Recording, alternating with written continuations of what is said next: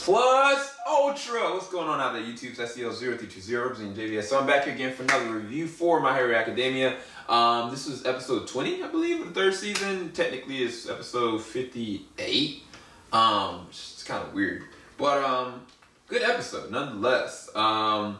It was weird because I was like so anticipating like the next follow-up, and I know I kind of saw the preview for the last time, and I was kind of like, nah, they're not gonna do that. But then, sure enough, it was a special episode, you know, and you find out that this is the episode that bridges the gap between the feature film, which is My Hero Academia 2 Heroes, and the third season, which you find out that in this episode, this takes place right at the beginning of the training.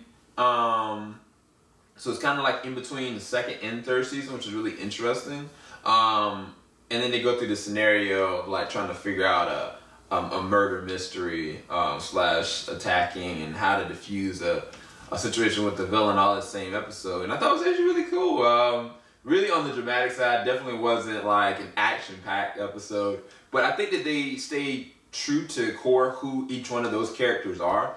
I think the thing that keeps on getting me about this show, and even my wife, I was talking to her yesterday because we looked at a few episodes, is that we're getting so invested in Class 1A, but what if something happens to one of these kids? Like, what if something like they can't come back from kind of situation? Not like just injuries, but like one of them dies. And I'm worried that something like that actually could happen.